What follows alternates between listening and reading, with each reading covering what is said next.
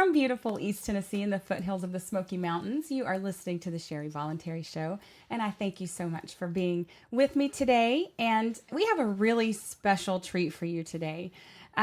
We have Vinnie Vineyard, who is also known as Funkmaster V, and I think about 5 other names probably. Vinnie is a show host. You host the Big and Funky Ghost Show A Go-Go. That's right. As well as Wrestling with Ghosts. That's right. He's a professional wrestler and a small business owner. And we're going to get into a little bit later today. He is also a candidate for governor of Tennessee. So that sounds like a lot of fun. And I can do this. But normally, something like that would cost you normally $5.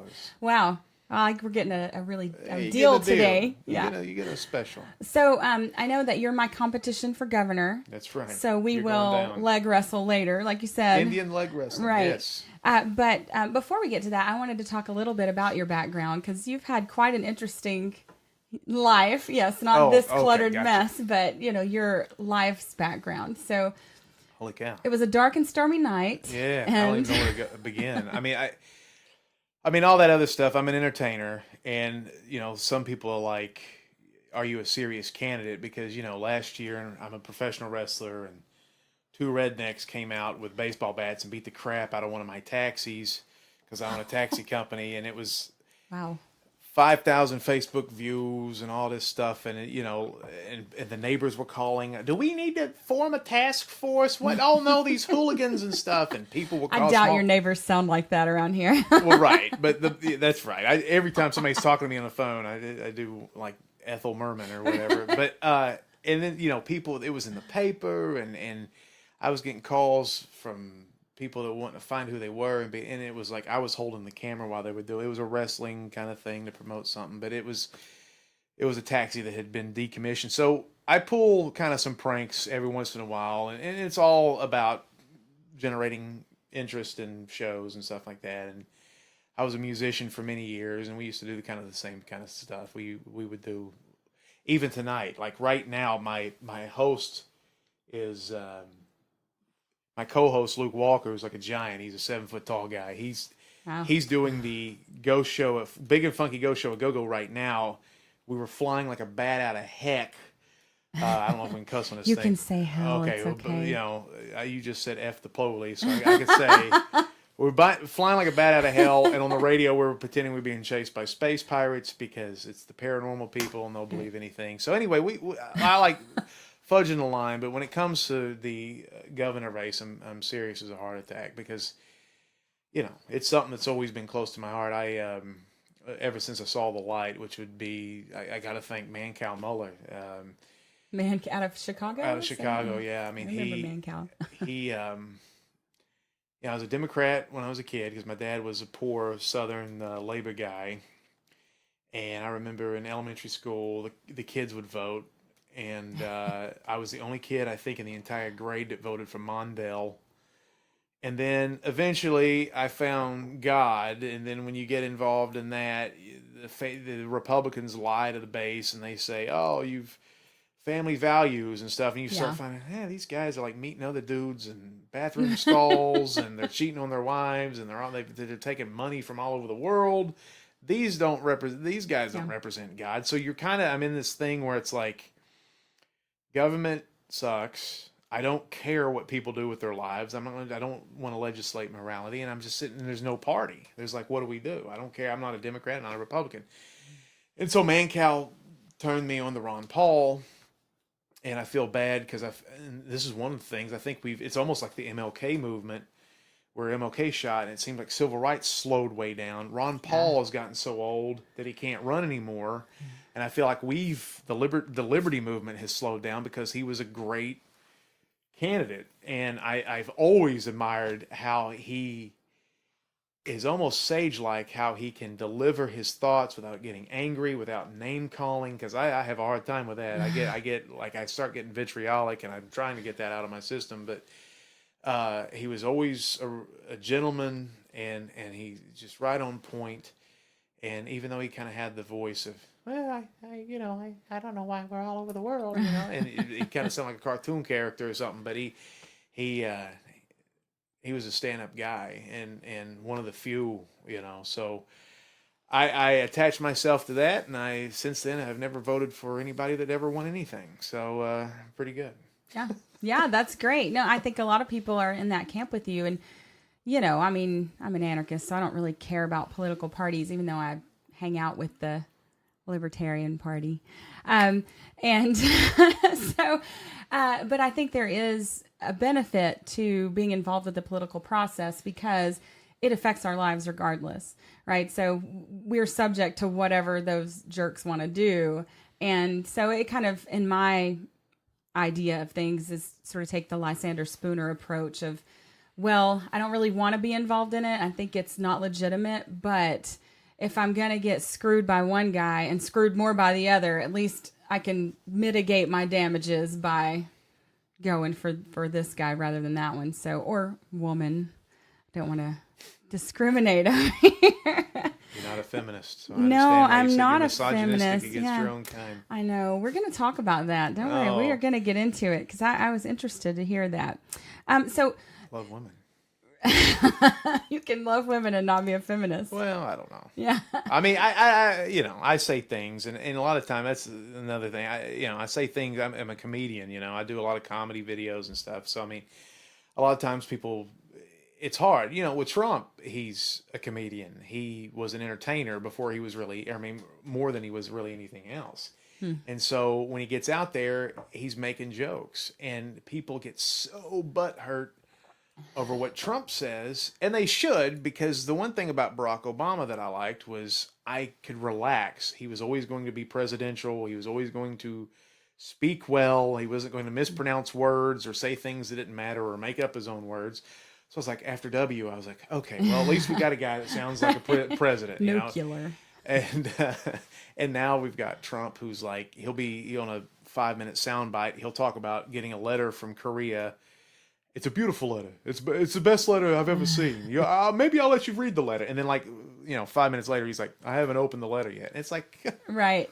He's a pathological liar. Yeah. So they all sort of are, though. Like even Obama, who was much more refined, yes. Right. But they're all like homicidal maniacs, and they're dropping bombs left and right. I mean, before Trump, he had dropped more bombs than anyone else, and I think now, you were talking about those family values, especially on the right, when they talk about that.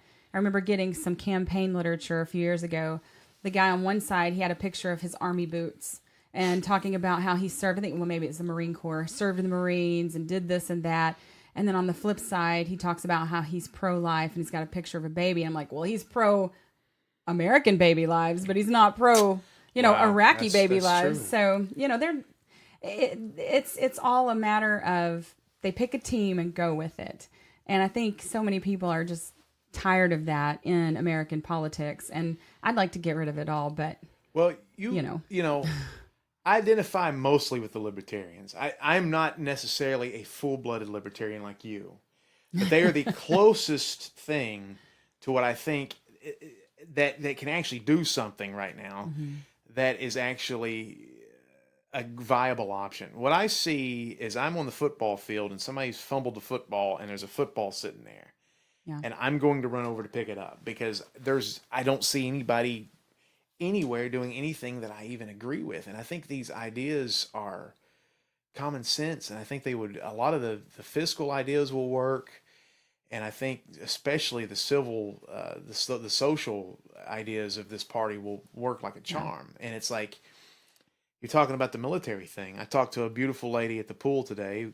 We shot a show in Nashville, which is really a freaking cool idea. It's called, I'm just going to take a break here. It's called the Mars Variety Show. Mars Variety Show. And the guy's named Jason Marsden, and he was in The Lion King. He was in the Goof Troop, Batman. He was a child actor. He was in Step by Step. He was in Full House, General Hospital. But he's doing a show where he's basically showcasing all these Nashville comedians, musicians, puppeteers, artists, all this stuff. And it's a really cool variety show. Yeah, it's like Rowan and Martin's Laugh-In meets kind of hee-haw, but it's got the kind of hipster vibe to it, and it's kind of cool. And it was the best shoot. I've done TV and movies and stuff. It was the best shoot I've ever freaking. It was fun. I mean, burlesque dancers, the whole 9 yards. And so anyway, I bring that up to say, I was talking to a girl today who's kind of a left winger, and we were talking about what's weird is she's a Democrat. She's like, I'm a libertariocrat is what I kind of identify with. And, you know, it's weird because it's like, she's very social, and we agree on gay rights and pro-life and all, you know, all these things. And then yet she's very smart, you know, but she doesn't think when it comes to fiscal type things, because she realizes we live in a corrupt government, or we have a corrupt government. But yet she, with the same mouth, says, I will pay a lot more in taxes to make sure people have education and healthcare. And I'm like, how do you trust this government that wastes all this money to begin with? It's like giving a crack whore more crack. Right. You can't give this government more money. They're going to be like, I can't believe it. Yay. They're going to go crazy and not do anything. Nobody helps anybody in this. The government does not help anybody. Yeah, I think $2.40 of every $10 goes to the government program that they say, you know, they're going to give it to. Like every $10, there's a lot in there that never gets to that program. And I think what a lot of liberals miss, and this is, you know, they're not terrible people. Not at all. This is what I hate about like the left-right paradigm, as they call it, is that they talk about people as if the other side is horrible. Yeah. And all you do is, like you said, get more vitriolic and acrimonious. And that's too big of a word. They're compassionate. That's their moral foundation, right? But what they don't realize is when they tell you you're a terrible person because you don't want to pay for someone else's whatever, is that they're starting from an immoral foundation. So if they want to force you to do something, that's immoral. That's stealing. So you can't start from that immoral foundation. It's the same on the right, you know, to say that everyone should serve in the military or many of the things that they do. No one should be able to, you know, access abortions, which I'm personally pro-life, but I'm anti-regulation. So I'm I'm pro-life, which is weird. And I'll never have an abortion. And there's a couple reasons for that, but the uterus being one. Well, I tried to look for years. I could never find it. Anyway, I could segue into something else. I could find everything else, ladies, if you know what I mean. But anyway, I am a Christian, and I think that you know, in the Bible it says that life, that God knew you before you were even in the womb. So if you take that, and that's in the New Testament, if you take that literally, we may be souls that are eternal, and this is just a part-time thing. Mm-hmm. That may be my belief. I don't know if it's true. I don't know how I think about that, but I'm going to err on the side of caution. And with the non-aggression principle, I think it's murder. Yeah. You know, it's laid out there. You are ending a life. That's why you're having the abortion. And we don't need to get stupid about it. But the problem is, how do you regulate that? Because half of the society, or whatever percentage, I don't know what the percentage is, they don't believe that. They believe that's kooky. Like, right. You believe in God and an invisible dude in the sky and blah, blah, blah, blah, blah. So you're trying to argue that a mass of cells is a baby. Well, I think the best thing you can do, and it's almost exactly what the Republicans want to do, because the Republicans want you to have the baby, and then they're not going to support you financially if you're in a bad situation where you can't provide and take care of the baby.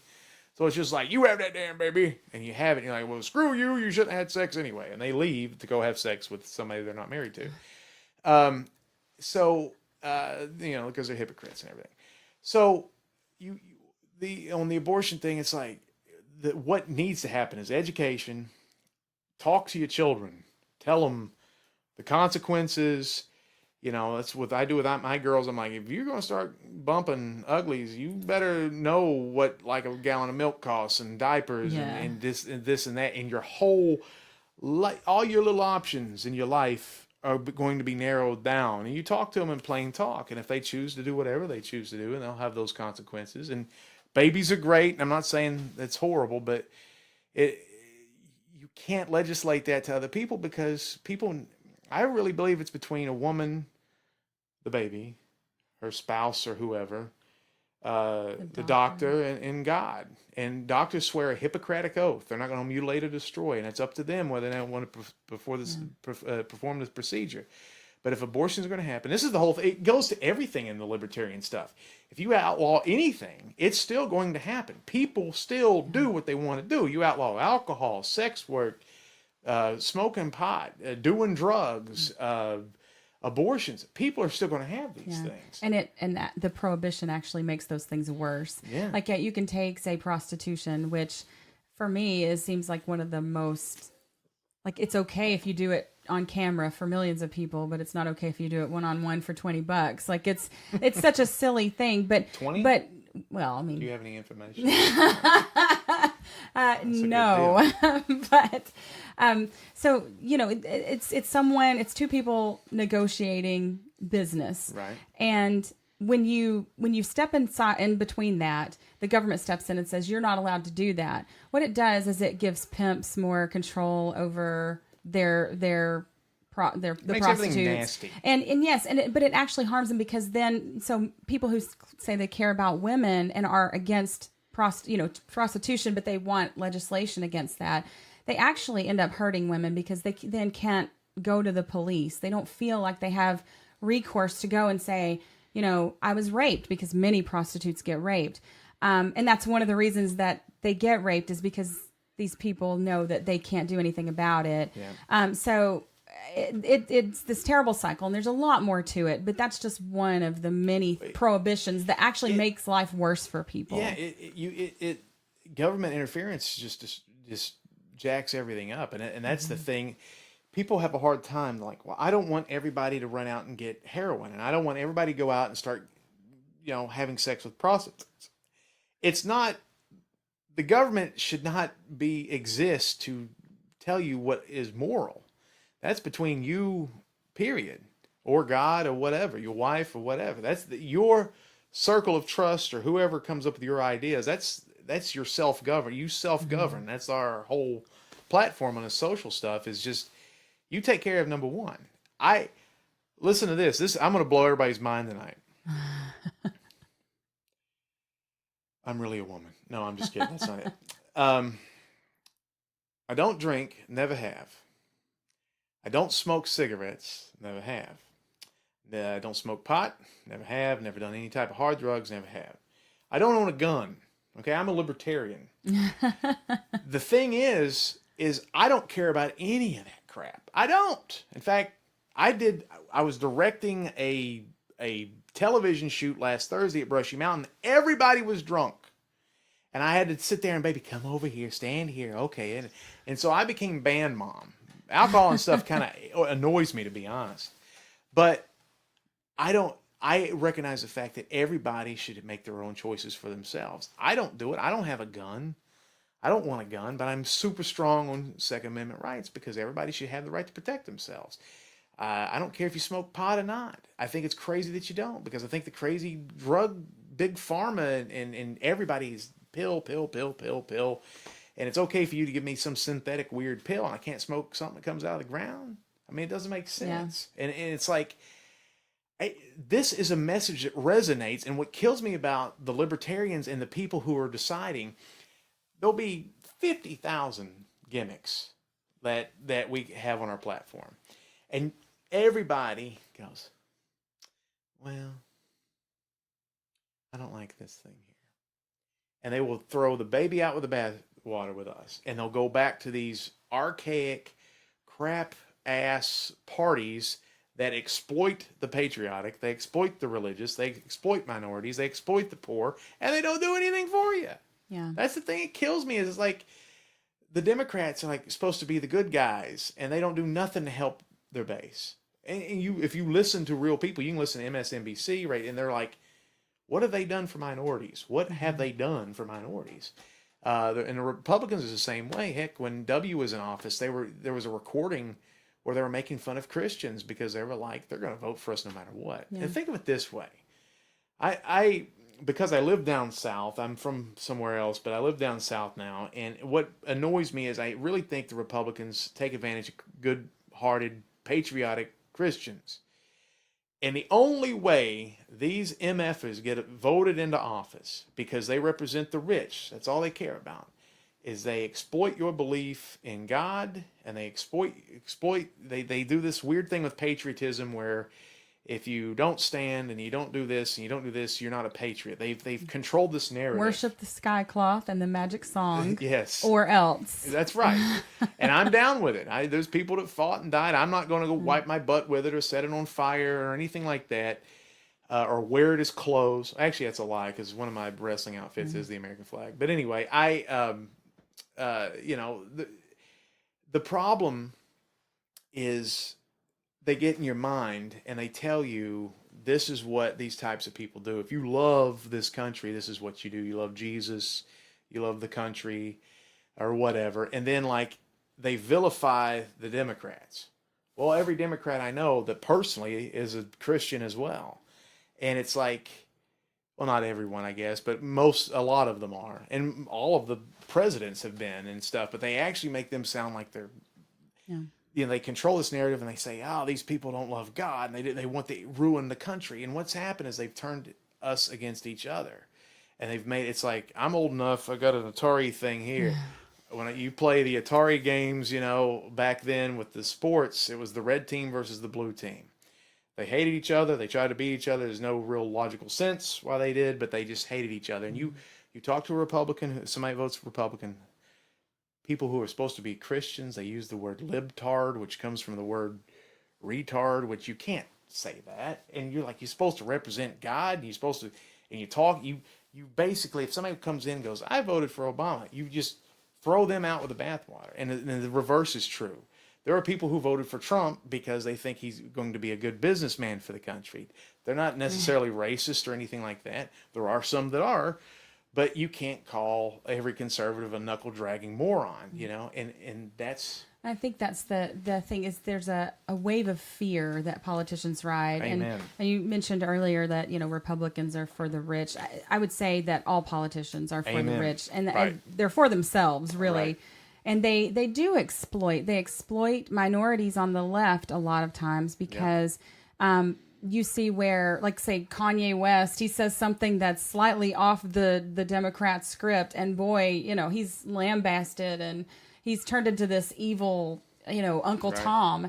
And then on the right, it's the same way. If someone's slightly off message with the Republicans, and they call themselves a Christian, it's about making each other afraid. Like, we can't vote for the left because, they want people to have abortions, and we can't vote for the right because, they want black people to go back as slaves. Like, and it's all a lie. Like, we know this. Your neighbors, who are many different things, many different flavors of different things, they want to leave you alone. Like, people want to leave each other alone for the most part. What happens is we have the state step in, and instead of being neighborly, say my neighbor's grass is a little long and I'm having, a problem with it. Instead of going over to my neighbor and saying, you hear my cat singing, instead of going over to my neighbor and saying, can you cut your grass? It's getting a little long and whatnot.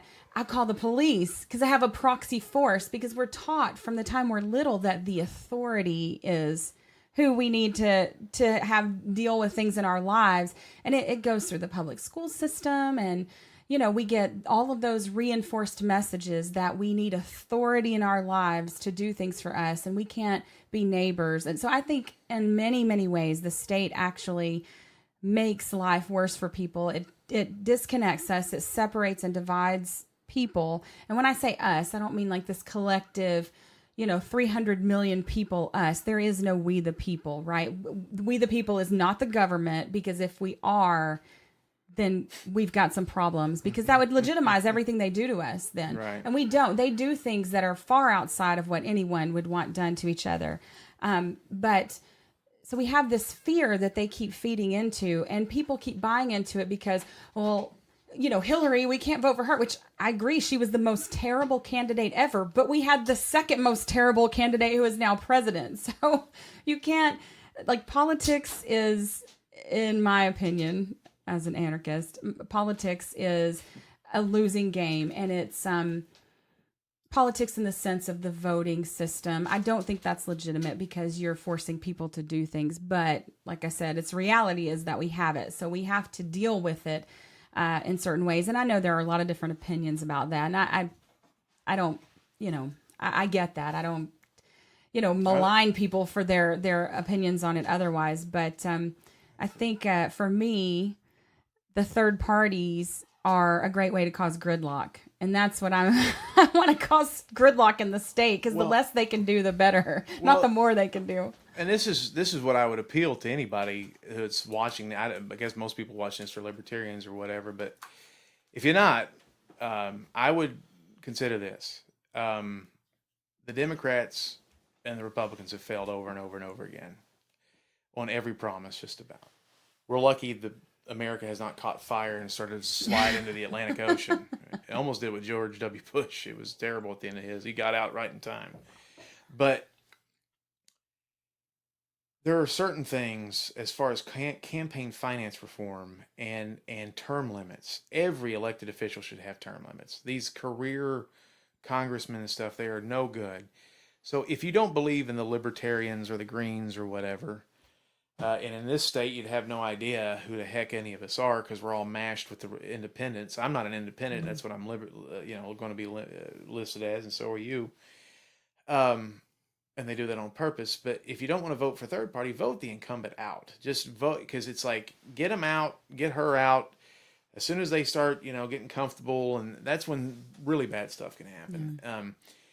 And what we're running for, I guess, and you said fear a lot. Fear is everything. The reason people don't vote for Gary Johnson or Jill Stein or anybody else is they're afraid of the other side. Let me tell you something. If Hillary got elected, things would pretty much be the same. That's how this country is. She was more hawkish than even Trump is. Like, she's a hawk for sure. Well, the Founding Fathers was so just awesome when it came to framing the political system in this country. So many checks and balances. If you voted in let's say you're a Bernie fan, Bernie or Ron Paul or whoever, Jesus, Gandhi, Martin Luther King, Mother Teresa, whoever you think would be great, if you voted them into office, no matter how awesome they are, it would have been this slow, glacially move in this direction, because that's how it's set up. It's not supposed to be like, oh gosh, we got somebody now it's going to overreact, because that happens in like Eastern Europe all the time and stuff like that. That part's cool. But don't let the fear narrative change you. And I've had tons of people go, I freaked out, Vinny, you're going to hate me. I was going to vote for Gary Johnson. But at the last minute, I was like, we can't have Hillary Clinton. Yeah. And so, to me, and I'm a little weird, I think Trump is worse than Hillary Clinton. Hillary is she's Barack Obama, Clinton. Yeah. With Trump, she's a terribly corrupt individual. She sucks. I mean, she is terrible. I'm not saying that she was great, but I'm saying, and she even screwed Bernie Sanders, and you can go into what the Democratic Party did to him. But Trump is, those little things that are at the car dealerships and the car washes, those tall, they're funny. He is an assault rifle taped to one of those things. And he's just spraying bullets everywhere. He's going to do some awful things. He's going to do some good things by accident, probably. He'll do a couple of, he had a terrible week a month ago where he claimed he praised the Chinese president, who's a horrible humanitarian nightmare. He said he was going to grab guns and get rid of due process. And I was like, what? Right, the due process thing, yeah. And I was like, you guys... I lost my shit over that. Yeah, you got it. And it's like, that's your boy. And so now the Trump people are like, let's see what's going to happen. But, don't let fear... And what we're trying to do here in Tennessee is this ballot-access stuff. The Tennessee 20, that's what the National Libertarian Party is dubbed as. We have about almost 20 people, and there's about 35 or 36 independents. You won't know what we believe in on the ballot, because we're all lumped in with independents. Because if you're a Democrat, a Democrat, a Republican, or an independent, all you need is 25 signatures to be on the ballot affiliated with a party.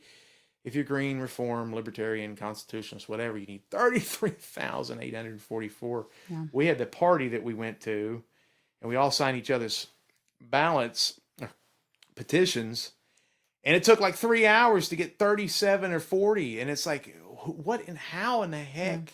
And they baited and switched the party and all the third parties in the state. And it's important. There has to be, because a Democrat does not represent my values. A Republican doesn't. My mind is blown when libertarians vote for Republicans. I'm like, what?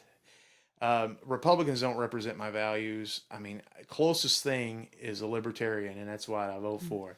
I think something that people forget a lot is that libertarianism is a philosophy. Mm-hmm. It is not just a party. There is a party, but even the party doesn't represent the libertarian philosophy wholly. So you can be a libertarian and a Republican, and you can be a libertarian and a Democrat. Yeah. Because libertarianism is your core philosophy, but there are very few of those. There are a lot of people that call themselves libertarians that are Republicans, but really Dennis aren't. Dennis Kucinich is supposed to be a libertarian Democrat, right? And it just comes down to this for me, and this is they suck. We have tried Republicans and Democrats for a long time, and they suck. And just give somebody else a chance at the wheel, man. I mean, you heard the same thing. Barack Obama, let a black man try it. Hillary Clinton, let a woman try it. Let's have a transgender dog try it. What we do? The old white men aren't working. Well, the same thing with us is just give another party a chance. Start thinking about, who disagrees with the Libertarian Party. Quit bombing babies. End crony capitalism, end the corruption, limit what the lobbyists can do, limit big pharma, regulate some of these things that shouldn't be capitalistic, and shrink government, reduce taxes, let people do whatever they let people screw consenting adults, sex work, abortion, gay rights, all that stuff. Who cares? This shouldn't even be a stem cell research. It shouldn't even be on the table. I think it comes down to really getting government out of people's lives so they can regulate themselves. Like, I don't need a regulator to tell me what's right or wrong. And there are a lot of things that the free market could take care of that government doesn't need to be involved in. Even if we lived in a perfect world and the government was awesome, you don't need them for these things that we think that we need them. I mean, there's so many obstacles in the way of just people really being able to govern their life, have fun, life, liberty, the pursuit of happiness. But there's so many industries that are blocked by them. And there's so many, we want to say help poor people. What are all these? Why do you need a license to braid hair? Right. Why do you need a license to do anything? I own a taxi cab company. I had to move from Knoxville. It was the most regulated industry in the city. And so Uber comes in and they're just like, "Dumpty-doo, I'm driving a car." They don't have to have business license. I had to have a brick and mortar building. I had to have all my guys pass all sorts of tests, F endorsement. I had to have a business license. I had to have this license. The cops could pull me over if there was a scratch this long, and I'm not joking, on the car. They could reach in there, rip the sticker out, and put my taxi out of business and whoever was driving it out of business. And that's where they pick winners and losers that way, because Uber's a great idea. That's a great concept, and it's innovation in the market. But you, as a business owner, shouldn't be limited in your ability to compete with them, because you shouldn't have to jump through all those hoops. If we were in a prize fight, and I was boxing Uber, and I represent the taxi industry, they would put a head guard on Uber, the crotch gimmick on Uber. They would tie one of my hands behind my back. They would let him have a tag team partner and a stick. I mean, that's basically, I was competing. I made 1 month. Well, I normally made 5 digits a month. I had to pay a lot of overhead and a lot of those stuff going to the government. Well, Uber came into Knoxville, and 1 month I went down to only making $2,500. That's supposed to pay me the lights, the insurance for taxis are ridiculous. Yeah. So it's like what I'm driving at here is the regulation is just stupid. So I moved to Sevier County. Guess what? I get to charge. They told me this. The state or Knoxville told me what I could charge people. I get to charge what I want. I get to operate when I want. My cabs can look whatever age. If my cab is still a decent vehicle, I don't have to retire it just because it hits a 10-year mark or an 8-year mark, which you had to do. Which makes you more competitive in the market. So, and I can feed my kids and throw money away in the savings instead of just throwing all this money out. Yeah. I think what a lot of people don't know, too, is that occupational licensure started traditionally in this country as a way to keep minorities out of industries. The AMA, those types of things. There were a lot of black doctors, and they drove them out of business doing those types of things. So, occupational licensure, any licensure really, generally hurts the poor the worst. Almost every time the state does something, and when I say the state, I don't mean the state of Tennessee. I mean the state as in the force that is governance in America today. They step in and they actually make the lives of the poor worse. Because, look at the welfare system. Nobody wants people suffering like some people suffer. But it's hard to get off of that system as well. And they incentivize people to be on it. And that doesn't help them. It doesn't help us because they steal from us to do that. So I think it's a way that they keep us from being neighborly. And I know growing up poor in the South, that's many times I was fed by neighbors. Many times, we were helped by neighbors. And and this is another thing too, where the narrative is controlled by the demagogues in this country. Is just, there's more white people on welfare than black people. I don't know how this has become a race thing. I know tons of people who have WIC or food stamps or whatever. And here's the thing that we have to decide is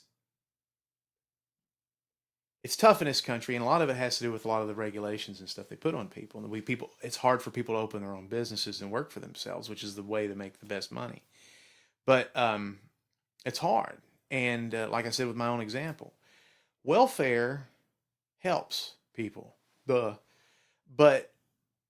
if I had a magic uncle in the sky and he said, Vinny, I like the cut of your jib, kid, and he wrote me a check for $1,000 a month to help pay my bills, that'd be awesome. But I would be a little bit lazier. You know what I mean? I wouldn't have. You're not incentivized. Yeah, I got $1,000 over here. Maybe I don't have to work Saturday. Which is cool. Don't get me wrong, but people need help. So people need money from the government at times. But what time? So then what happens? You become dependent upon that, and then you still. Hey man, one point I made $100,000. I was making over $100,000 a year selling insurance, selling my soul. I was never more poor in my life. I still, when I look back and go, where did all my damn money go? It was because you get acclimated to whatever limit you have, and so sushi lunches 4 days a week or whatever. Things were happening, and I was on payday loans, making over $100,000. And I wasn't really a bad steward of my money. It was a crazy time. And then I've had jobs where I made $26,000, and we had money to burn. And so it's tricky. And human nature, because life is hard. Everybody's got it hard. And so when somebody's poor, or if there's a single mother with 3 kids, blah blah blah, you give them something great, and you're helping them, and praise Jesus, and everybody's rocking and rolling, and they can have milk and cookies, and maybe go out and see a movie or something like that. Yay! But eventually, it's like that's the big question: is where does that entitlement need to end so that person could start earning figuring out a way to either educate themselves or get into a thing where we don't need these damn licenses so somebody can make more money. Yeah, and pay their own bills. This is where I will disagree with you, because I don't believe in welfare at all by the state, because you can't start from a more immoral foundation and build morality off of that. Right. So those people who want it should pay for it. I'm not against helping people. I want to help my neighbors, and I want to help people, and I donate to charities, and I think that's the way to do it, because if you steal from me for your good ideas, look at the waste that's caused. Look at all of life is economics, right? Economics is about incentives and how we incentivize people. And you don't incentivize people to be more responsible by taking responsibility away from them. That's right. I grew up as a homeless kid, so I know a little bit about being poor, right? And I know welfare there are people that I grew up with that were on welfare then that are still on welfare now. That's it's the problem. Generational. That's because there's no incentive. My That's mother refused a lot of that stuff because she did start her own business, and it was tough. And she practiced some agorism where, she was under the table a lot, which I'm very proud of. And so I tell people a lot of times I'm 90% Jesus and 10% pimp. Sometimes you got to do what you got to do. You know what I mean? Right. Well, and their authority over your life and to take your money is illegitimate. So you are not doing something wrong and unethical by not doing what they want you to do. Let's put it that way. So it's about incentives. So I'm for radical freedom, yes, but I'm also for radical personal responsibility. And what I teach my kids is responsibility for themselves. So it's the same thing with governance as well. As if we do things for people, we have a 30-year-old living in their parents' basement still, 40-year-old, whatever. Whereas, I'm not supporting my kids forever. I'm raising adults, not children, but that's the state. The more people they have on the system and the more people they have on the wheel paying for the system, the more they can keep us divided too. So I think there are a lot of solutions we could go into some other time. Unfortunately, we don't have time tonight, but I just think that is the welfare system is built on the immoral foundation of force and taking from people. And if it wasn't, that would be a different thing. Right. Well, I'm there with you, and there's got to be a conversation. But I think libertarians sometimes get a little too preachy. And there's a great quote that says, "A martyr is 15 steps ahead of his people, and a leader is 5." We can all, as a society, start moving towards something to take care of the welfare problem. To me, if I was running for president, the thing that I would look at is we spend 51 cents of every dollar on the military. Yeah. You could well, that's reduce the biggest welfare, I think. You could reduce, you don't even have to go crazy numbers. You could reduce some of the military. And listen, a lot of people are like, I don't like the libertarians because they're weak on the military. No, we need the biggest and baddest military in the world. But because,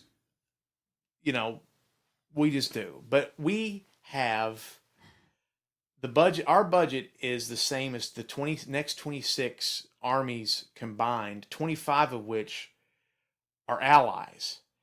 We could cut it back. We could cut back military spending. We could cut back military spending. We can cut back on American imperialism. Why do we have almost 200 bases or 150 bases all over the world?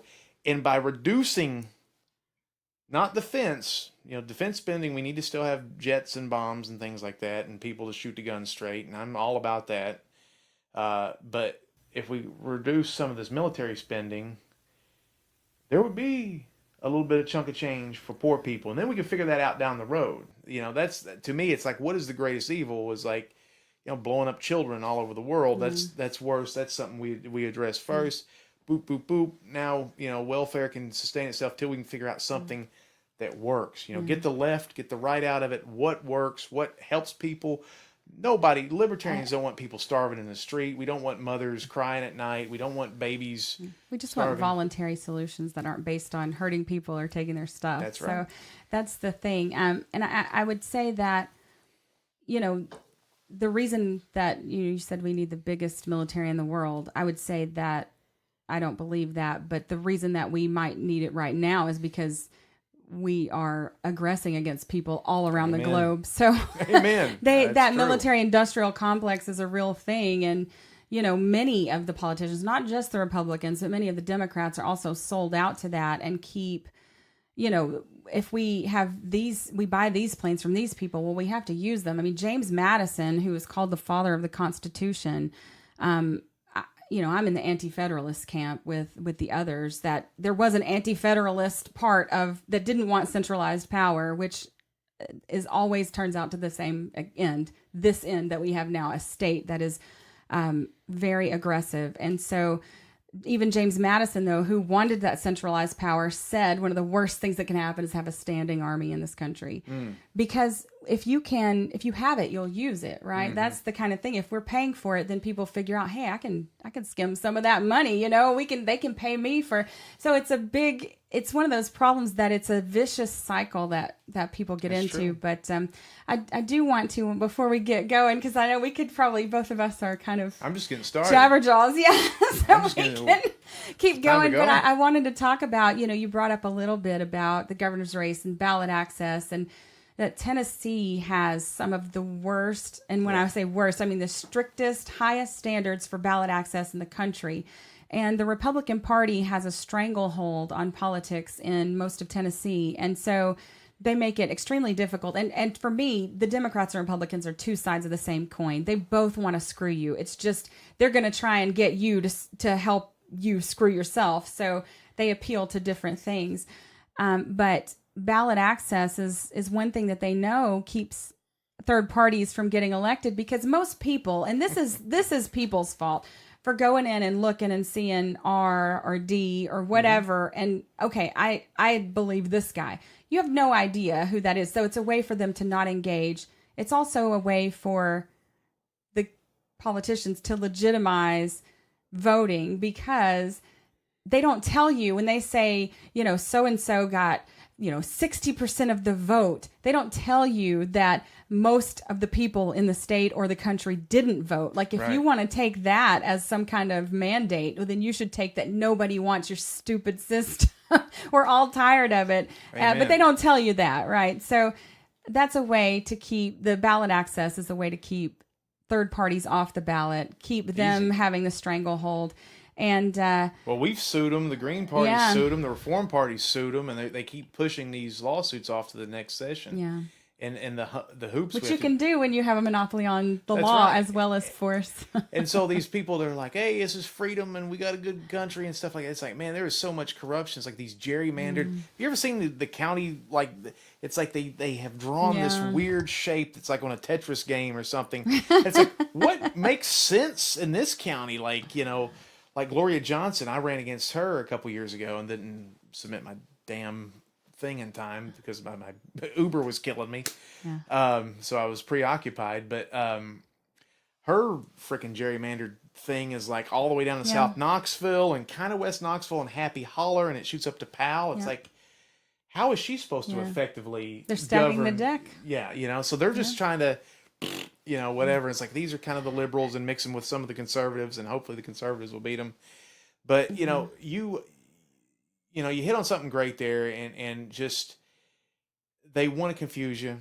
They want a duopoly, and I'm a professional wrestler, and I know, and one of the reasons that I'm in this is because I see in politics the same thing that's in wrestling. You've got two people in the ring yelling at each other. You ain't no good, and I hate your guts. I won't beat your butt. And when they come after the match, they shake hands, maybe hug. They talk about what they're going to eat later. Talk about the beautiful big-legged woman they saw in the front row.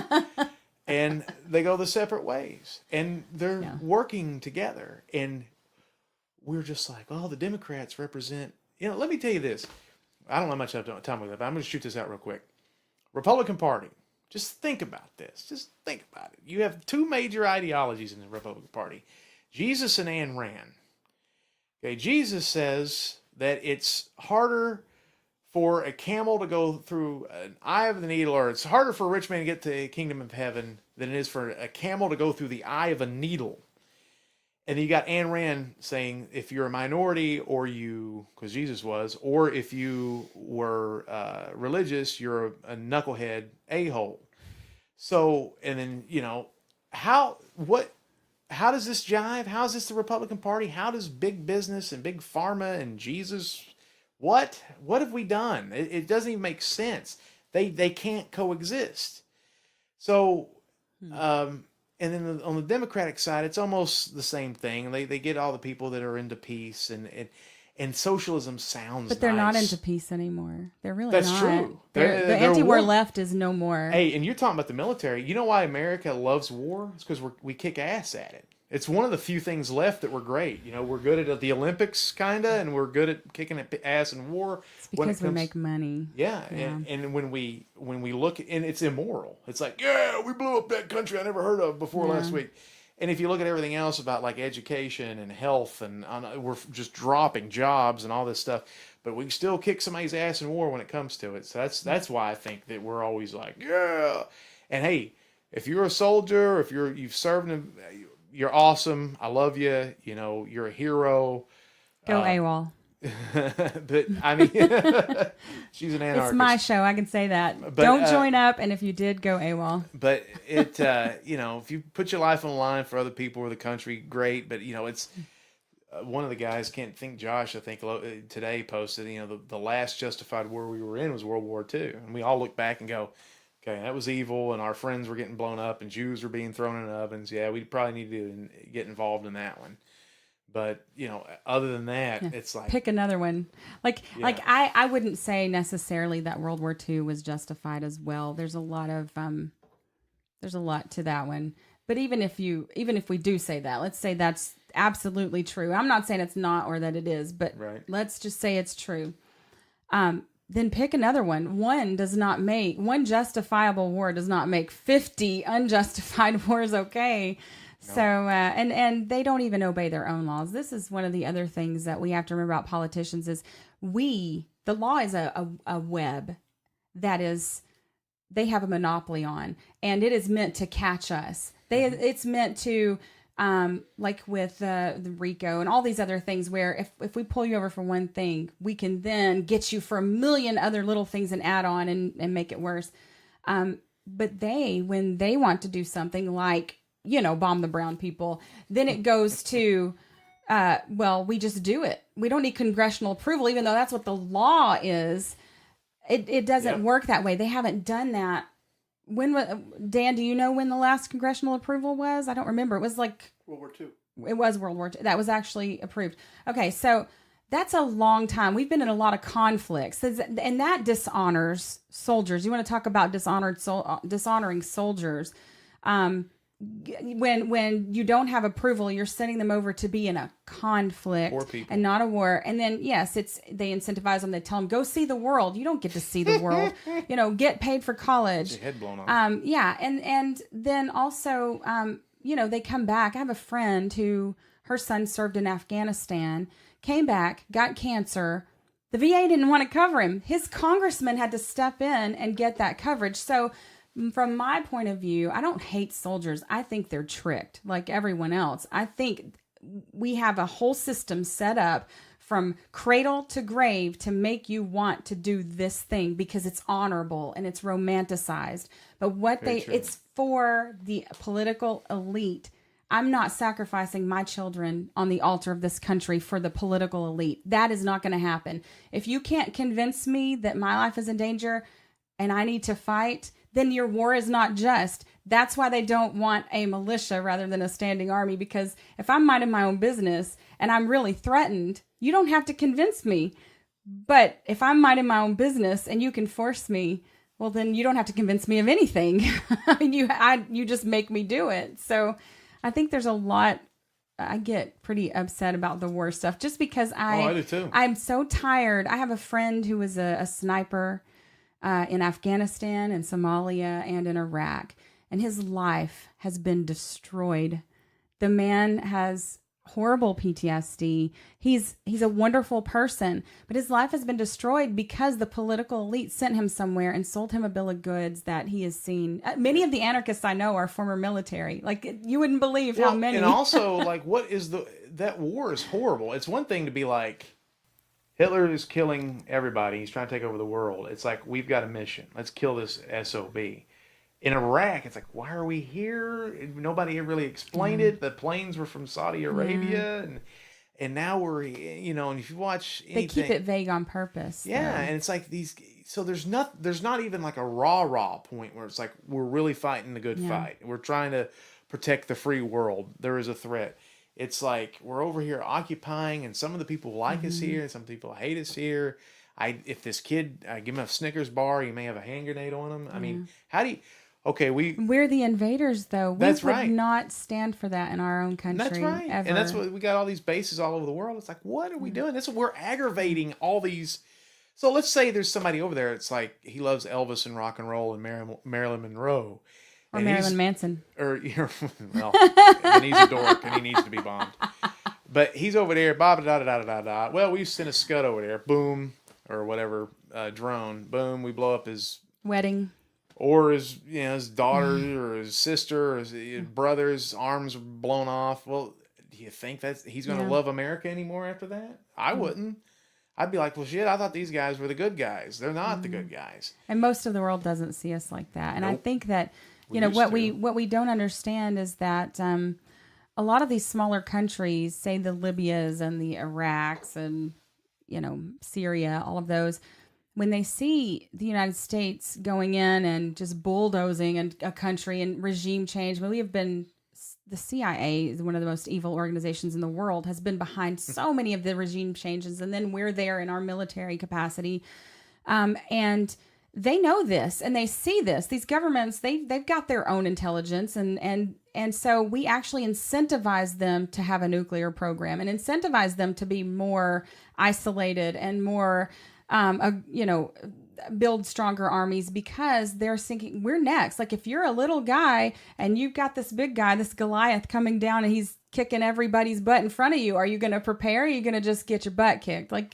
So there are a lot of things that the blowback of it, we don't pay attention to. We just go, we're the good guys. And if and this is where the social aspect of it comes in. If you say anything against the military, just like if you say anything against the cops in this country, a lot of people will put you in a box as someone evil they're not going to listen to again. Yeah, and that's a shame, because there's a lot of people who have legitimate grievances with the military and how they're treated. And I don't want anyone's son, daughter, husband, wife going over there and getting their lives destroyed, either by being killed or blown to bits. So we need to stop it. Yeah, and all wars affect the minorities the worst. Yes. The war on drugs, any type of military war. And it's weird. Point. You also hit a good point, too, where you basically said that, with all these wars and stuff going on, it's hard in this country. We're supposed to have freedom of speech, and we're supposed to respect other people who have different opinions. And I get called a Trump supporter. I get called a crazy liberal because people see this. They see the politics as a straight line, and we have to start educating people. It's 3-dimensional. I'm not on a damn you can't put me on a 2-dimensional line. And that's why I think alternative parties are mentally superior, because they realize there's other influences between this left and right thing, authoritarian and libertarian and all sorts of different aspects you can be. There's not just a left and right thing. They do that on purpose. Yeah. But as free speech, you can't. Let me tell you this. I want this to resonate. I want somebody to quote me. I stole this quote from my tag team partner. I'm going to pretend it's mine. Funkmaster V said this. There was nothing more American than a brown man in an afro kneeling in civil disobedience during the national anthem while simultaneously making tons of money. What is more American? I think John Adams and Alexander Hamilton and Thomas Jefferson, everybody would be weeping at that scene. Yeah. And let the man do what is he supposed to do? Is he supposed to turn his back? Is he supposed to do this? Everybody's like, well, he's at work. Right. What the fuck do you care if he's at work or not? Do you work at the NFL? And they're bribed to do that anyways. Like the military has been paying the NFL big bucks for, since I think it was 2002 after 9/11 to do those. Yeah. And so it might have been 2006. It's a big commercial is what it is. Exactly. And that's weird. No protest would have been respectful enough for people. Well, that's right. You say the brown people shouldn't do this. Okay, brown people can't do that. Shut up, man. They're Americans. They can do what they want. They can believe what they want. Do I believe that there's police brutality against brown people? I maybe do. I maybe don't. They could sit there. He could be kneeling because he thinks cotton candy shouldn't be pink. It doesn't matter what he's doing. He has the right to do it. Shut the hell up. You're on a couch farting into your sofa cushions, spilling beer. You're not standing up. You're not reciting a passage of the Bible or thinking about soldiers shooting each other. You're sitting there going, I hope to God we win because I don't, I hope we make the playoffs or whatever. You're not thinking about anything like that. It's a dog and pony show. I love the flag. I stand up for the flag. I hold this because I'm an American and I'm a patriot and blah, blah, blah. But I can totally see if somebody came out and said, you need to stand up, I'd be like, bro, I don't need to do nothing. That's forced patriotism. That's not patriotism. That's fascism. And if you like that, people tell me, if you don't like it, you can leave the country. Well, pal, you can leave the country. Go to freaking North Korea where they make you do everything the way the state wants you to. We're supposed to have freedom of speech. You should be able to say whatever you want. I sit there, the tiki tour, the best smelling protests in history where they all the little weenie ass go down to Walmart, get the tiki torches, and they protest a statue. Who cares? It's a freaking statue. It's a part of our history. It's warts and all. So I defended their free speech. Nazis, who I hate, and they should be, blah. Who cares? But if you're supporting the Nazis and you're not supporting a brown man in an afro who has a legitimate claim to a real problem or a possible problem, you may need to look in the mirror and go, what am I really, man? There may be some deep questions for you about your soul. Yeah, we, just to wrap it up here, it's been it's been a great conversation. I think we could keep going. And the thing is that even you and I don't agree on everything, but we also can agree that that's not the state's business to make us do things to agree. It's not the state's job to come in and make us do things. So I think there's a quote by Matt Drudge where he says that it's not about left versus right. It's about authoritarianism versus libertarianism. And libertarianism in the best sense of the word, that you should not hurt people, you should not take their stuff, that you are your first property and you own yourself completely. And the completely Amen. is absolutely important because no one else has claim over you other than yourself. And so, your rights do end where the others begin. But I think if we could all come to that understanding, just get people a little closer to that, we'd all be a lot better off. But I do appreciate you coming on the show today, Vinnie. It's been great. I'm glad I drove like a bat out of hell to get here. Me too. Hey, and I just, respect each other. Make a Democrat friend if you're a Republican. Make a Green Party friend if you're a Libertarian. Talk, communicate. That's how we beat them. They've got us set against each other. People aren't as far apart as they would like us to We're believe. Americans, man. We are unique to the whole world. Every human being on the planet. We want to have a nice poop. We want to be respected. We want to have sex. We want to have a good steak, unless you're a vegan or something. But you want your tofu children steak. Yeah, tofu crap steak. You want your children to do better than you did. You want your friends to be happy. You want your family to be happy. We're all the same. We bleed red. What is the division about? Good grief. And it's like, you can have different opinions. You can still be friends. Please respect each other. Because on Facebook, everybody's a keyboard warrior. You're a dumbass Democrat, blah, blah, blah. It's like, man, that's a human being. They get out of bed, they pay their taxes, they kiss their wife, they go to work. Or not. Respect them. No, let's not. Hey, I do. I pay my taxes because I don't want to go to the rape cage. But yeah, that's true. Yeah, we don't have to get nobody looking in on us. Well, guys, thank you, Vinnie, for coming on the show. I really do appreciate it. And until next time, take care of yourself. Can I say one more thing? Go to my website, believeinthe.funk.com. It's not only just for me, but I try to support all the Tennessee 20 and just look at the names and stuff and the frequently asked questions. Investigate libertarianism. I think the greatest thing about libertarianism is if we get into power, we're going to leave you alone. Mm-hmm. And so if you're an anarchist, if you're whatever race you are, whatever religion you are, you can do whatever the heck you want unless you harm or neglect somebody you're responsible for. And it's just, why would you not vote for it? It's crazy not to. Look at me. I'm not nuts. Look at this face. Who wouldn't vote for this face? All right, guys. You vote for her. She's redhead. You know what I mean? If you vote for me, I guarantee that nothing will happen because I don't plan on doing crap with it. All right, guys. Take care and take care of yourselves. Peace.